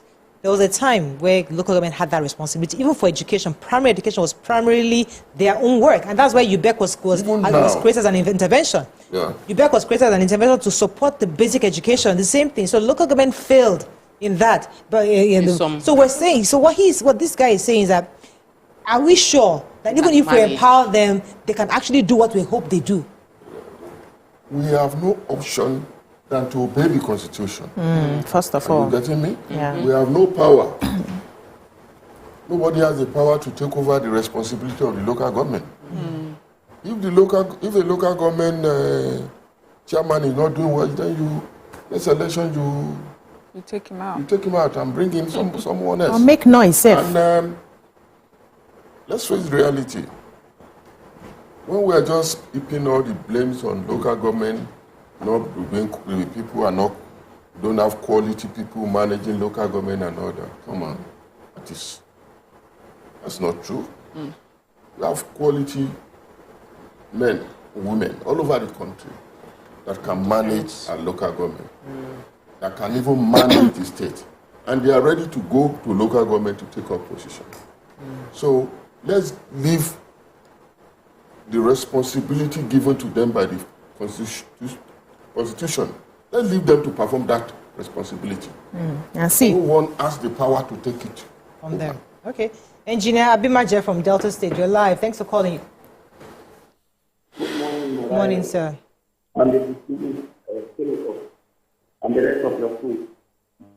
Morning, it's obvious in this country that the major problem we have is corruption. And that what the governors are doing today, the local government chairmen are looking at it. And even our children are watching us live. What is happening that the order of today is corruption in this country. If you don't do it, you are not part of the society today. Now, the distinguished senator that is with there is from Kogi State. He knows what is happening in Kogi today. And I expect him to align the whole issue with the problem in Kogi State today. Right from local government down to the state level. He knows that in his own local government, there is nothing like local government president. He knows. And likewise, every other one local government. And the whole country. So if the issue of corruption is not neat enforced, nobody you employ, I mean, you appoint or you elect, they don't even do elections. He's saying that there's going to be election. Let's see how it's going to work. But the INEC again is another problem. From the INEC to the judiciary, there are a whole lot of issues with this. The judgment was supposed to be a good one to the country, but please, if these things are not done, are not worked on, it cannot work. It will not work. Thank you. Let me just add this tweet to what he says. He says, Frank Daniel is saying, as a matter of urgency, federal government should try and establish ICPC, EFCC office across the local government areas in our country so that whistleblowers, will be able to do their jobs. Closer to the people. The corruption talk. Yeah, it also relating to what he had said earlier, we have state governors who have struggled with paying salary, who have owed pension and all of that. Sure. And we're not saying because they have been unable to manage their funds, the federal government should take over and start managing the funds for them. So I think that we should just give that room. And as I was reading the comments on YouTube, some people were mentioning their local government. That day Yemo says, my local government is Shomolu and they are amazing. Almost all the streets, roads are interlocked, and I can imagine how much more it would do when it has autonomy. Somebody also mentioned Mayoress LCDA of our own that is within this area that is rebuilding the health center and local government and is running again to be a chairman there. Another person commented that, there's still some roads that needs to be done. Why? Because we now know that we can hold them. And another person is saying, I don't even know my chairman. So interesting. I was invited by Mayoress recently, and when I saw the catalog of the work that she had done, I was like, really? Because many of us don't know. I was shocked. So it's important for us to now imagine if you empower somebody like that. But I was going to say that if you are faithful in little, you can be faithful in more. Many of these local governments have not been faithful in little. Yes. Many of them, because I remember when my commissioner for education coming to was monitoring schools, and she would enter some place and wondering, what is your local government doing here? Yes. You see flood in the schools. You see trash. Dilapidated classrooms. Nothing is being done. So the idea is that some local governments, yes, are hardworking, no doubt. Others aren't. Just like the person said about Shomolu.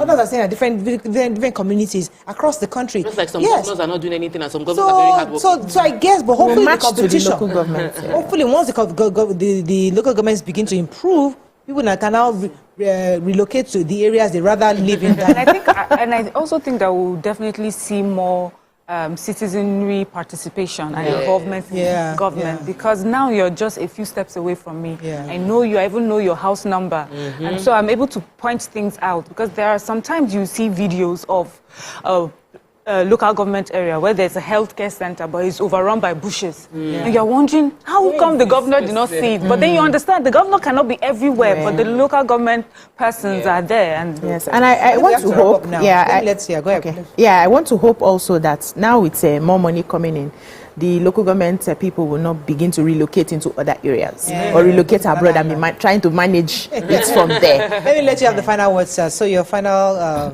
would they buy SUVs? Too early. This position of the Supreme Court has helped to solve a problem that has been there for long. And we thank the government of President Tinubu for even instituting this case, for the courage to have instituted this case in the Supreme Court. And we want our state governors to also follow suit, work with the president, so that the transition period for the local government that have no elected chairman all over the country, all over foreign local government has no elected chairman.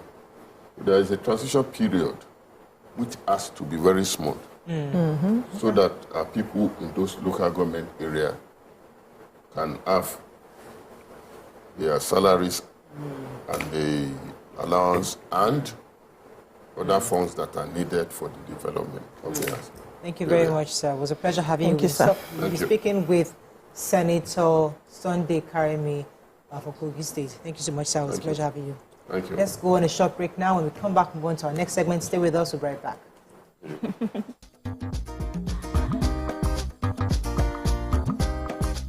Stay tuned. Your View will be right back.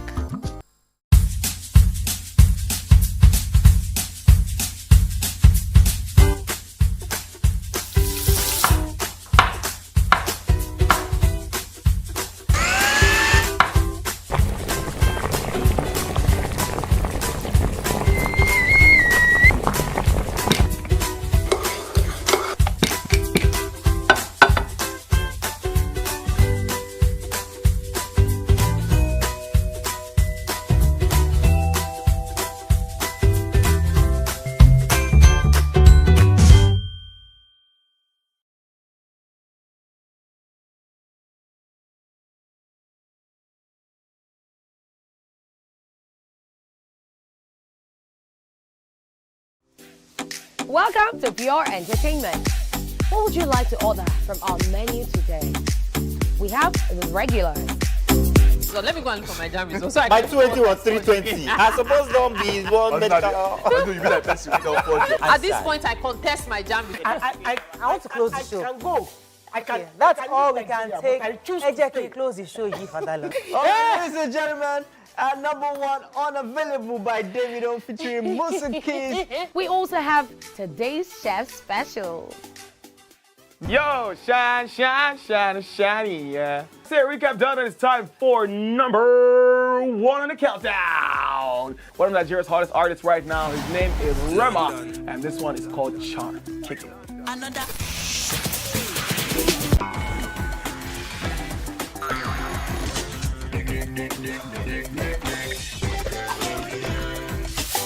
For dessert and a bit of nightcap, we have the nighttime and online specials. I want to start the gym, yeah? But do you know one thing that's actually keeping me back? You should start the gym though, you're getting fat. Cricket.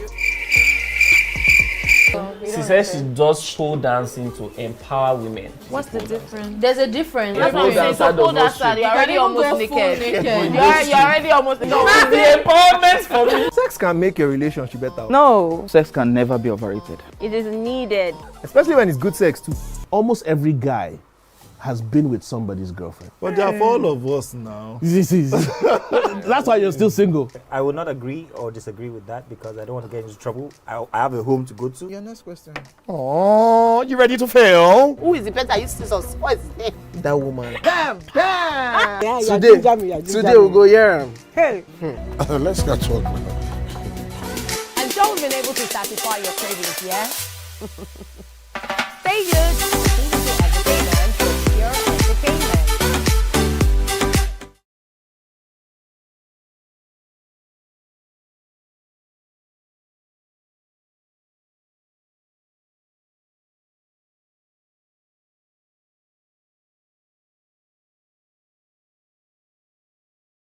Ladies and gentlemen, make welcome the one who can make time stand still forever, Mr. Kelechi Amadi. How are you doing, sir? I'm good, my brother. You love that intro, Abi? Yeah. It was great. Okay, thank you. We try like that. Thank you. Now my question, which I feel is a cheap question. Go ahead. What does ISO stand for?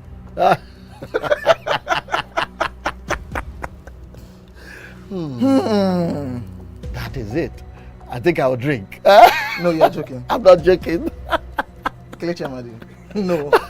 Shay, you didn't whine me. You're whining me now. I think I'll drink. Huh? No problem. Okay. I've always known it as ISO. I never bothered to know what it means. I know what it means, but I never bothered to know what the acronym means. Tell me the brand of camera that I use, so much so that I even became an ambassador. That's very easy.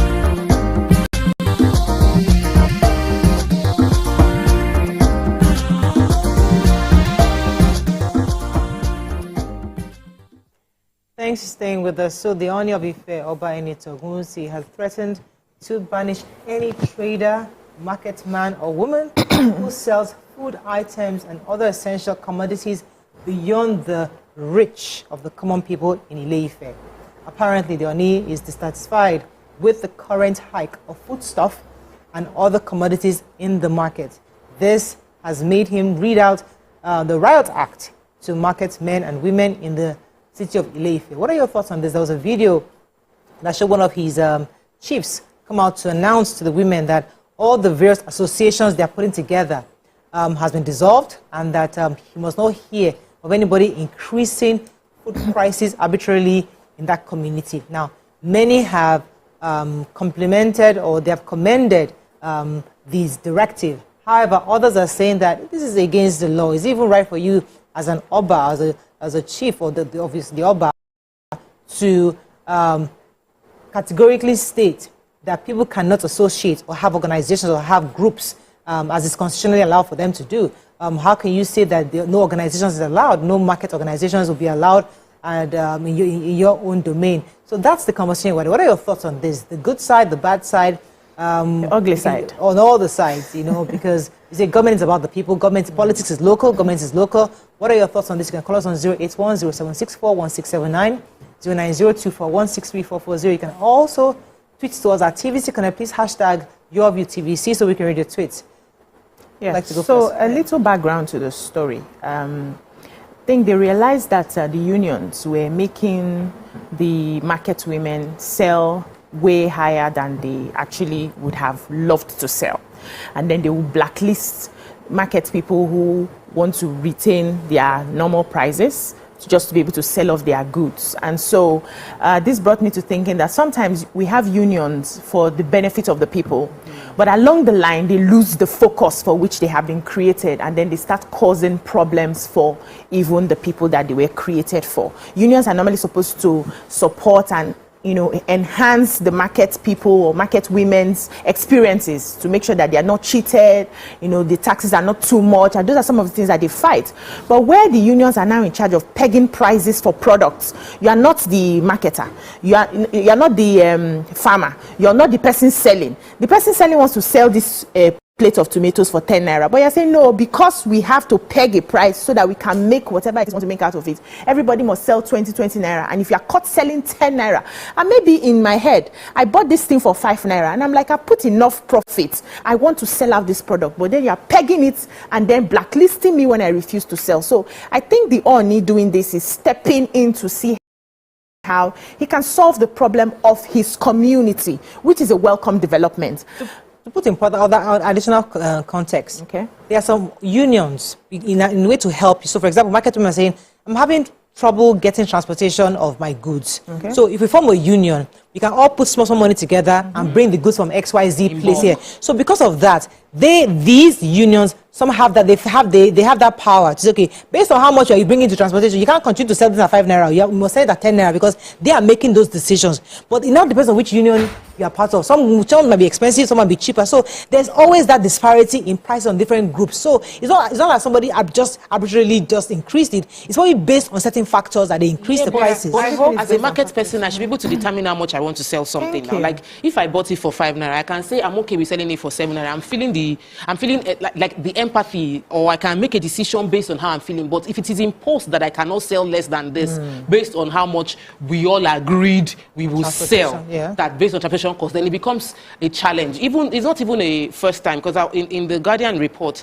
the Owa Obokun of Ijesha land also had imposed something like this against unions. So it is obvious that it's a union thing, that a few people within them disagree with the way the prices are being pegged, and it is because we are all together. I don't want it to seem like I'm now selling below our agreed price. That's why there is a bit of hike in how the items are being sold. I bought bananas yesterday and I had prices in a few places, and I saw a woman. When she put the banana together, there was a look like I feel like she wanted to go home. So it was just wanted to sell off. Take it 3,000. My mother was still saying 2,000. I just looked at him like, did you know how much price? Let's just carry. And a woman beside her was not saying, why? How will you sell for 2,000? Like they were actually having a conversation with her concerning why she's selling it. She said, I beg her, she wants to go home. And if I will take everything, I can take everything for 3,000 naira. So sometimes there are different reasons that people make their decisions, and they should be allowed to. Because I'm a member does not mean that I am tied in a way that does not give me the liberty to make my decisions. I can have my losses. I hear the Ooni and I hear, you both, and I think, to a very large extent, based on this context, that this is right, like the right move. But I don't know to what degree that his pronouncement would be effective. I think he does have influence, but I don't know if it makes it effective.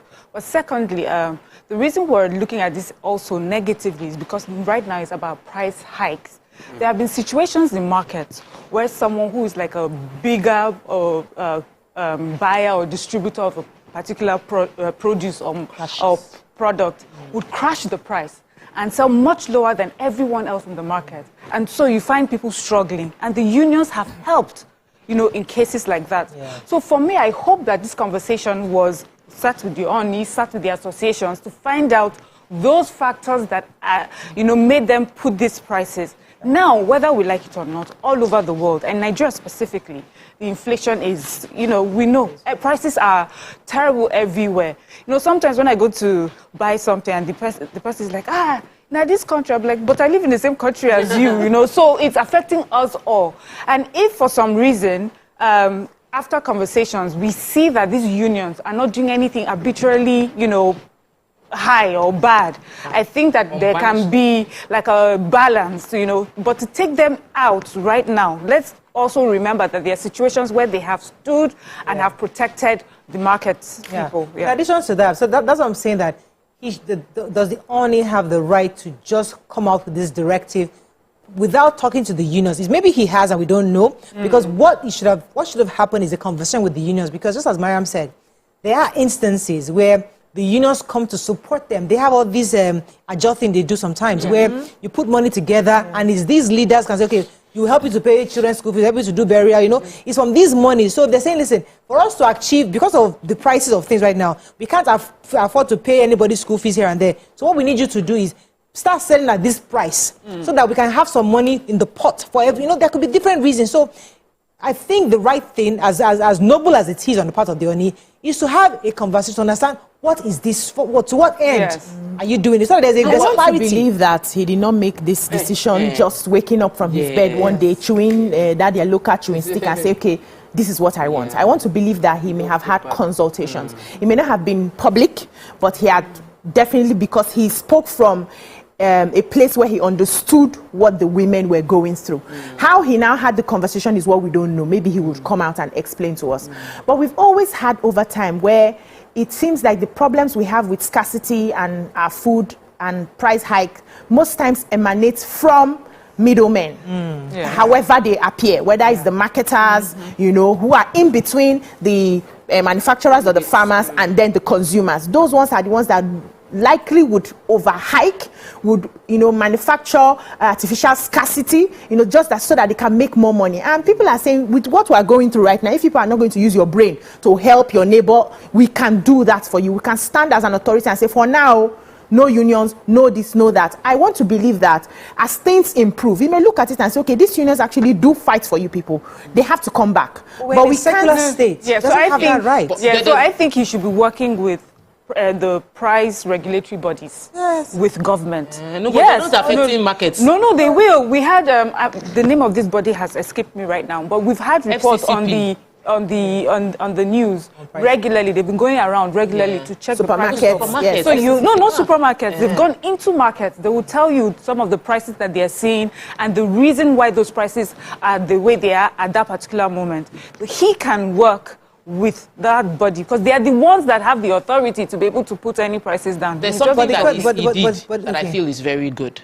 In that, I noticed one of the things they said was prices of pepper shouldn't be starting from 500 naira. Some people don't have 500 naira and they cannot afford to cook because they don't have that much. They didn't earn that much that day. Can we start from 100 naira? Even if it is a smaller piece, you're going to 4 pieces that will be provided under that 100 naira. Let there be a display portion of 100 naira, portion of 200. Not that you have set a benchmark that is so high only 500 and cutting people off. The question now is, as a Nigerian citizen, I am allowed by my constitution to associate. I have that constitutional right to have a union.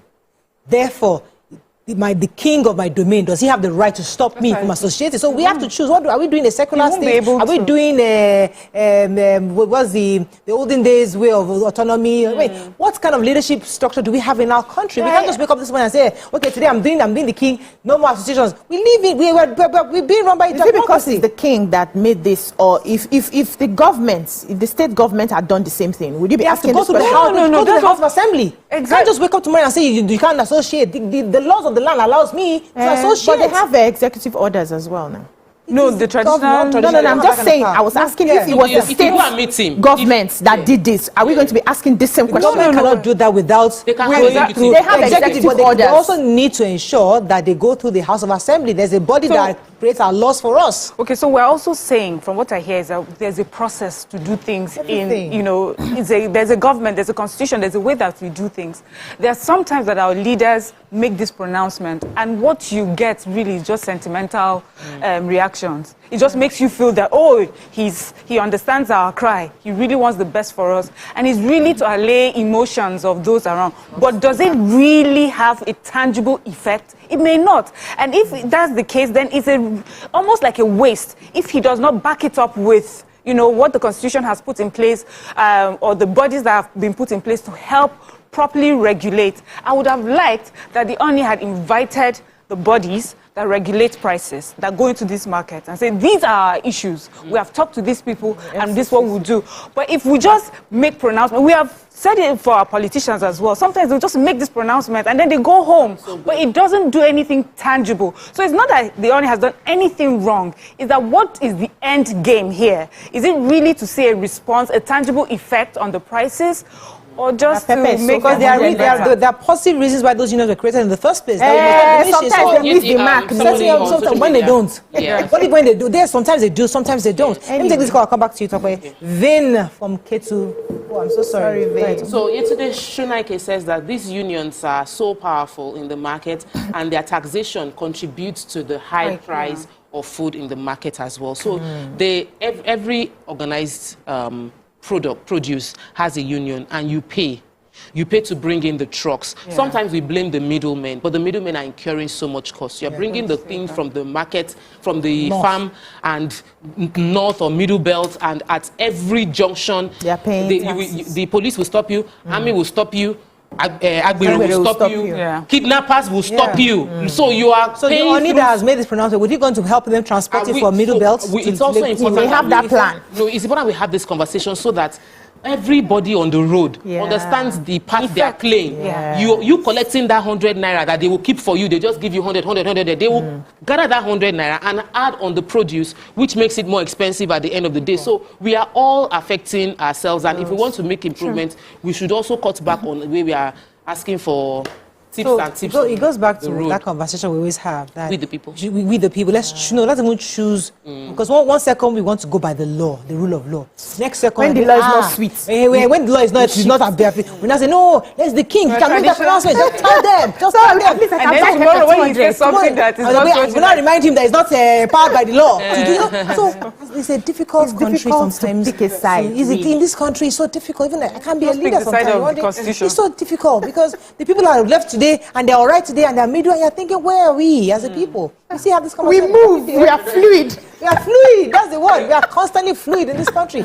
Let's take a few comments on social media as we wrap up, because honestly, oh my God. But I do really hope that the king has consultations with all the various unions, because I believe I mean, even this one that this is our Nigerian Labour Congress. It started off all this, to fight for the people. Now they're focusing on minimum wage. Now they don't care if the Chinese company is sacking you illegally. They don't bother about only focus right now on the minimum wage issue. So all these things, the focuses usually change. But let us see was it created for. Times are hard, and when times are hard like this, sometimes even the smallest decision will be so complicated. So have a message. Ooni really does have good intentions. I want to put that out there. He has good intentions, but I don't know how. If this is the way. Okay. Corey Michael says, you don't think that before the Ooni took this decision, he must have received petitions? Ruth Adewale says, traditional rulers don't have the kind of right to. Today it favors the people, tomorrow they don't. Due process is always key. Adeni Itoyin says, here, there's no 200 naira pepe. If you insist that is that is the amount you want to pay or you can afford, they'll give you 3 to 4 pieces. And Fiona says 100 naira and 1 pepe be that too.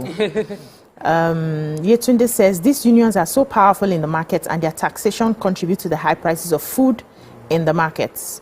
Mo Kayode says things are astronomically expensive everywhere in the world right now, but it be like saying Nigeria own day difference. Honestly. Well, let me just say something in support of the market. So we went to buy tomato and those bowls, and because I'm not really familiar with the paint bucket. Okay. How much so my husband, we were able to buy for 7,500, and it was the last time he bought it, it was about 15,000 now. Yes, Where did you buy from? Yes. So he was saying that the Prices market, it was the same person. He's a regular. My husband likes shopping. And he has his customers. They always greet him when he gets to the market.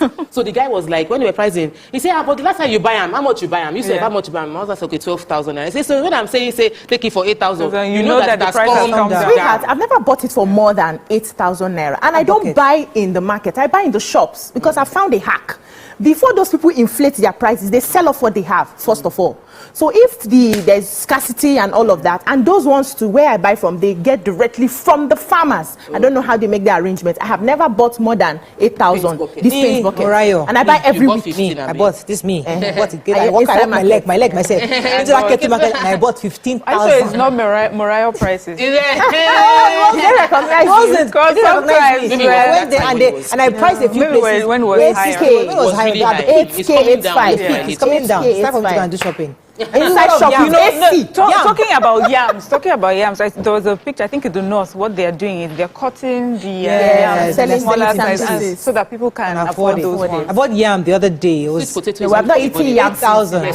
Sweet potato.